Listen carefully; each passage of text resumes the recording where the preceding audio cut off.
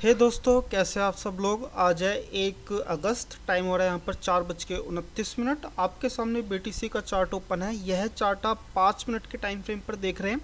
इस 5 मिनट के time frame पर सपोर्ट है 1,14,087 पर, और वहीं रेजिस्टेंस यहाँ पर है 1,15,344 पर। तो दोस्तों, यहाँ पर आपको एक रेंज दिखाई दे रही होगी जो कि काफ़ी अच्छी खासी और काफ़ी बड़ी रेंज है यहाँ पर। तो देखो, यहाँ पर कुछ खास मूवमेंटम यहाँ पर है नहीं, ठीक है। एंड देन यहाँ पर कुछ खास मूवमेंट बनती है तो हम यहाँ पर ट्रेड एग्जीक्यूट ज़रूर करेंगे।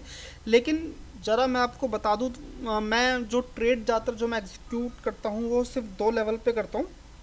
पहला, या तो यहाँ पर कोई एक अच्छी खासी कोई रिजेक्शन कैंडल बने, ठीक है। जरा आप समझिए यहाँ पर कि रिजेक्शन कैंडल होती क्या है। मान के चलिए एक कैंडल यहाँ से बाइंग की तरफ बनती है, ठीक है।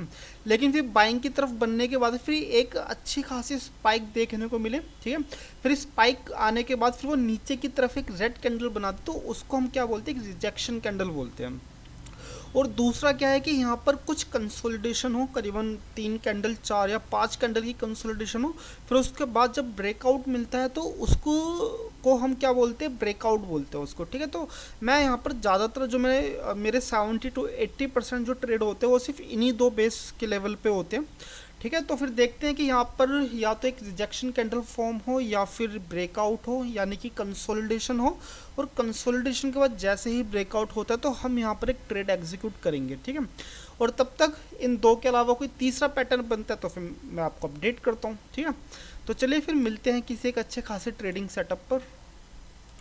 तो ये दोस्तों, इस कैंडल की क्लोजिंग जस्ट होने वाली है, 22 सेकंड के आसपास बचे हुए हैं। एंड देन अगर मैं इस कैंडल के साइज़ की बात करूँ तो एक अच्छे खासी एक मारीबूजू कैंडल में क्लोजिंग मिलने वाली है।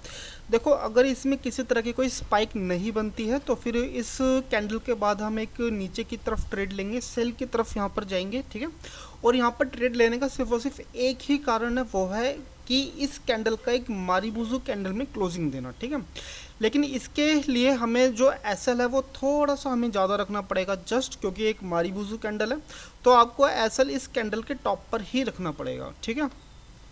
तो जस्ट अभी दूसरी कैंडल शुरू हो चुकी है, तो इस कैंडल का बहुत ज़्यादा ज़रूरी है कि भाई ये अपनी प्रीवियस कैंडल के जो लो को ब्रेक डाउन करे तो ही हम यहाँ पर ट्रेड एग्जीक्यूट करेंगे, ठीक है।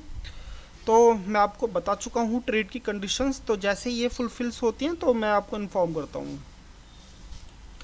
तो ये दोस्तों, अब प्लानिंग थोड़ी सी चेंज हो चुकी है, तो अब मैं यहाँ पर बाइंग की तरफ यहाँ पर मैं ट्रेड लेने वाला हूँ, क्योंकि बाइंग की तरफ में जो एसएल है वो काफ़ी छोटा लगेगा, ठीक है। एसएल जस्ट मुझे यहाँ पर लगाना है जो कि है 114,553 का। चलिए फिर लगाते हैं 114,553, 553, ठीक है। करीबन 1.14% का यहाँ पर ऐसा है। देखो, मैंने यहाँ पे जो ट्रेड एग्जीक्यूट करा है वो सिर्फ और सिर्फ इसलिए मैंने नहीं करा है कि भाई यहाँ पर मुझको एसएल छोटा है, बल्कि इसलिए भी कि देखो, यहाँ पर जो बाइंग के जो चांसेस थे वो ज़्यादा इसलिए मुझे लग रहे थे क्योंकि एक यहाँ पे एक छोटी सी कैंडल की क्लोजिंग थी, फिर उसके बाद इस कैंडल ने अपनी प्रीवियस कैंडल को ब्रेक डाउन दे दिया था, ठीक है। बस इतना से छोटा सा रीज़न था कि मैंने यहाँ पर एक ट्रेड एग्जीक्यूट करा है, ठीक है।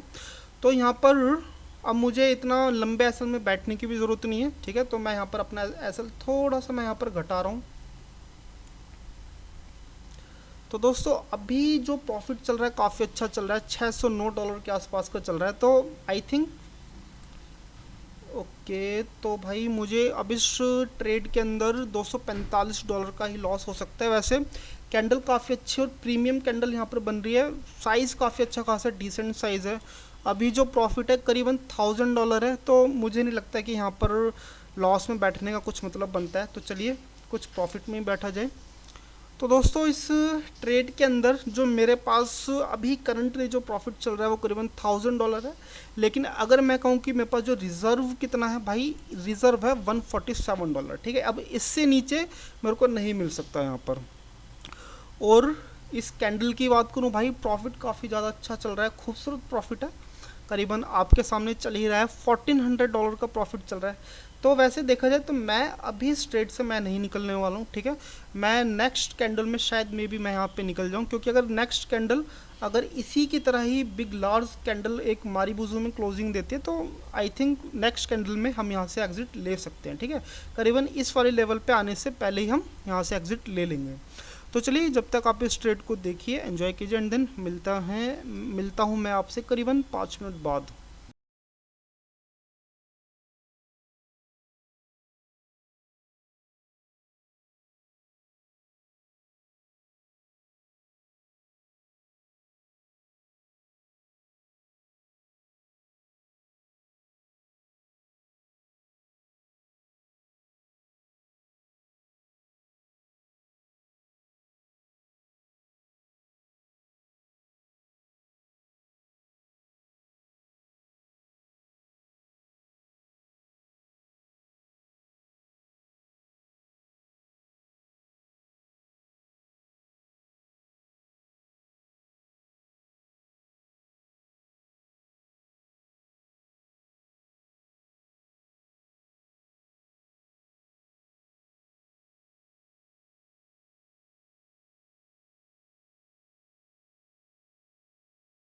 तो ये दोस्तों यहाँ पर ट्रेल करते करते हमारा एसएल जस्ट हिट हो चुका है, करीबन नहीं तो $750 के आसपास यहाँ पर प्रॉफिट हुआ है, ठीक है।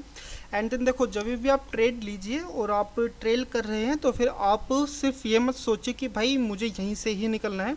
अगर आपको लग रहा है कि भाई हो सकता है कि यहाँ पर आपका काफ़ी सारा प्रॉफिट आपका कन्वर्ट हो जाए लॉस के अंदर, तो आप वहाँ से भी निकल सकते हो, ठीक है।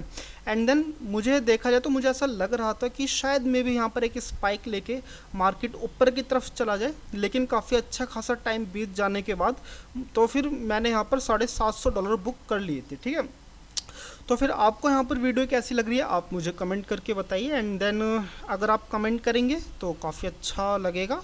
और अगर आपने यहाँ तक वीडियो देखी है तो आपके लिए बहुत बहुत साधुवाद। चलिए मिलते हैं अब कल।